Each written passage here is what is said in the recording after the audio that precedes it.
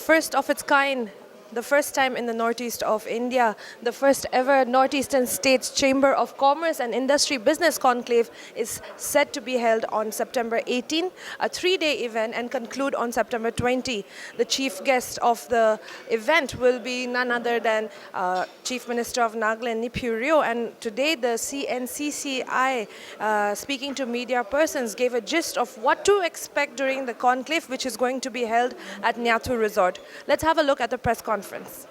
Today we have specifically called for press conference on the issue on the subject that we have put behind. That is the Confederation of Nagaland Chamber of Commerce and Industry. We are organizing one conclave. This conclave is one of its kind, first in the Northeast, where the real stakeholders from all the 8 states of Northeast will be participating in this conclave. We have named it as first Northeastern States Chamber of Commerce and Industry Business Conclave. It's going to be a 3-day event with Honorable Chief Minister of Nagaland, Shri Nipurio, who will be gracing the function as the president of the event. And we have also sent across a few invitations to other states' chief ministers, and we have got a very good positive feedback from them. But unfortunately, every year this the so-called Lua Puja and Ganesh Puja used to have fall in the date of 17th. But this year, it is falling on 18th. And it is coinciding with that puja, so religious puja. So most likely, again, our rest of the chief ministers will be preoccupied with the respective religious event. However, we are expecting some few ministers from various states to represent their states to be in the event. We are also having some academicians who will be well-known academicians from Northeast, who will be speaking on the various issues. We are also having former diplomats who have served in various capacities in various parts of India, especially in Southeast Asia, who is expert in the Act East and Look East policy. So we have, and of course we have a closing ceremony which will be again graced by our advisor to CM, Shri Abu Mehta, who is also the chairman of IDEN, Investment Development Authority of Nagaland. Here I want to also say that it's going to be a 3-day event with the inaugural function on 18th. 19th will be a whole day business session where all the 8 states will be discussing various issues that we have concern in common. So 19th we are going to have a whole day session. 20th will be the day when we will be coming up together with certain platform that will try to work out action plan that we will be working out in first 2 days to be put into action. So, and then we will conclude the conclave with the closing ceremony. So these are few things. It is first of its kind initiative. The state body chambers are not just by designation and name. For example, there are some chamber of commerce which will be representing their state. They have every district, like the Confederation of Nagaland Chamber of Commerce, like ours, they also have their units in every district. Likewise with every state. So It is not just by nomenclature, but this time this is the first of its kind meeting where every state that will be representing this meeting are the stakeholders of their respective states.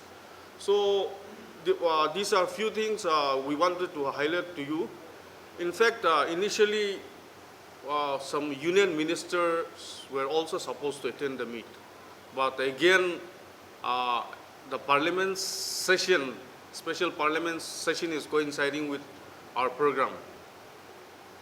Otherwise, there is an upbeat at the central level also, at the state level, in all the northeastern states. There is a political will, there is a business community who feels that it is long overdue, that we need to come together at this manner.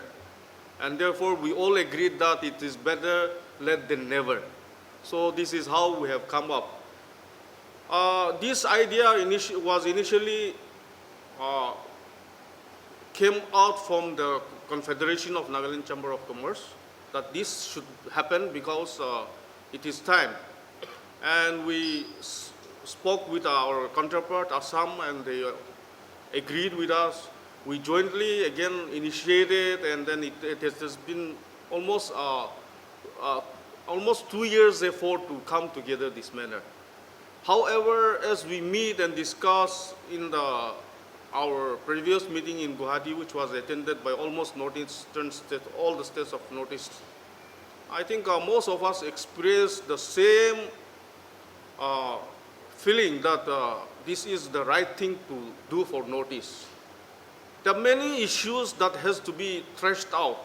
There are many issues that we can mutually benefit from each other. There are many issues that when coming together, we can help ourselves as well as help each other. So these are the few focus areas that we are going to discuss. Now I want to also tell our media friends that it's not just going to be one of those conclave, one of those discussion, or one of those meetings. Enough of discussions, enough of conclave, enough of seminars and meetings has been carried out. And as I have said that we are the stakeholders, so we want to come up with action plan and try to implement it in whatever capacities and whatever way we can, involving our state governments as well as the union government. So these are few things we will be taking up in the conclave that is to be hosted in Nayatu Resort, Chumogidima, from 18th to 20th of this month. I think the first issue that we want to discuss is the convergence, the possibility of and the convergence of markets. Northeast itself is a big market, but most of us, again, we end up being a small states, divided into small states. So if we, leaving aside Assam, if we consider then Nagaland is a small market, so is with the rest of the other states. Now, we don't try to explore each other's potentials and market. Rather, what we end up doing is we think beyond Northeast while leaving a big opportunity within us. And therefore, this is high time that we should try to explore each other market, try to protect each other, and then get the best of the business from our market. That's one area of concern that we are going to address. This way, our competition will be not too high to compete with the rest of the nation or, internationally, but at least for the beginners, this could be a very good beginning for the entrepreneurs who are startups and those who are venturing into business. So these kind of opportunities we want to create. Secondly, we are also going to deliberate on the Act East policy of Government of India, which was formerly known as Lucky's policy. Now, the reality is that we have been talking about Act East for last so many years, but most of us are unaware that things have started rolling, Almost hundreds of Tata Mobiles comes down from Moreh to Dimapur. Almost hundreds of truck crosses Nagaland Manipur, Nagaland, Assam, and goes to rest of India. Now, if we look into it, the act has started rolling. But the system that is supposed to be in place are not yet there. For example, the customs or proper infrastructure such as modern warehousing, a land for a place for inland containers to be parked. All those infrastructures are not there. Most likely, those 100 trucks that goes out, that crosses Manipur, that crosses Nagaland and Assam, may have been going to Kolkata or Delhi or Mumbai. And probably we are buying back from them from Amazon or Flipkart or something like that, you know. So we are not, as we are afraid of, you know, that reality is happening. 100 trucks to keep something consumable, something that is we are using in our daily lives. Now we are buying back from them. So we want to deliberate on that how do the entire Northeast benefit from it, rather than becoming just one of those wayside amenity service providers like tea vendors, like food and hotels, you know. We want to be the stakeholders, you know. We need to have a good infrastructure in Assam, be it in Manipur or Nagaland, so that we are the one, you know, we become the market hub. We become the hub rather than the transit. So this is one area we want to really deliberate because it has started rolling, as I've said. Another area of concern is, again, compared to other markets where our market is still untapped. When we look in terms of tourism, I think the most beautiful part of India is Northeast. But all the states are segregated. But we can have an amazing tourism circuit, you know, with the Zuku Valley, the snow-clad mountains of Arunachal, you know, or for that matter, the plains of beautiful Brahmaputra. All those we can jointly come into and then have a tourism circuit where all the states can benefit, you know. So we want to discuss on the untapped yet potential market of Northeast business. So these are few, like, for example, again, we have lots of oil in Assam. We have oil in Nagaland. We have uranium in, not in Mizoram. Coal in Meghalaya. We have uranium in Meghalaya. And rare earth that is also there in Meghalaya. The limestone, the slate that is lying in Nagaland explored, you know, untapped, is such a huge market in terms of mineral resources. There is even a potentiality, I believe, that we may even be having lithium ore, which has not been explored. But when you find that rare uranium and then rare earth, I think the possibility of getting lithium lying somewhere in Northeast is not underestimation. It is a potentiality. So I think those are the things that we need to start linking up with industries. We need to start linking up with governments to explore those potentials. So lots of untapped market. We have noticed lots of resources that has been untapped, and it's time that we need to move ahead. So these are a few areas, again, we will be discussing. Now, if we go to mainland India, people doesn't say Nagaland, Manipur, or for that matter, Mizoram. Now, we have a situation at hand where Manipur is burning.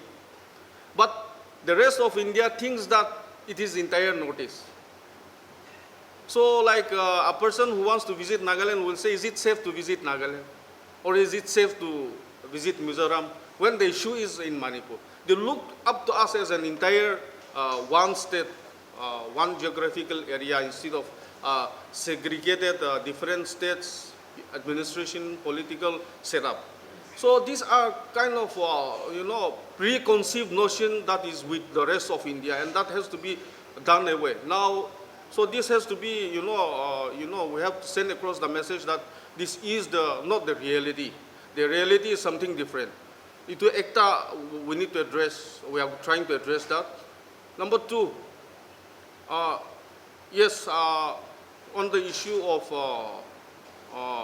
the insurgency problem, I think not only Nagaland, but it is spread out across northeastern states. And here again, we will be making a very important decision on this, because unless the law and order situations and these movements, the government of India settles it, and we are at peace, I think the moving ahead will be too difficult. And a single state shouting all along doesn't make much difference. So here we are coming together to even but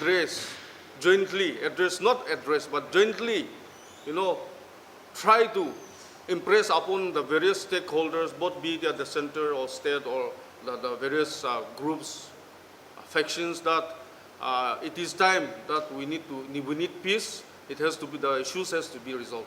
So we want to jointly push this agenda as well. We will be having six invited delegates from each state, but we are not limiting the participants. In a sense, 6 delegates will be their stay, everything will be looked after by the CNC side. The rest of the participants, they will bear their own expenses, but they are not limited. For example, our counterpart like Manipur has already said that their number will be about 10 of the participants. So we are looking at a larger, every chamber is so excited. We are likely to have more numbers than the invitation extended. So leaving aside that, we will also be having our 16 district chambers office bearers, 5 in each state district will be attending the conclave. But again, the business session will be restricted to the 8 states only.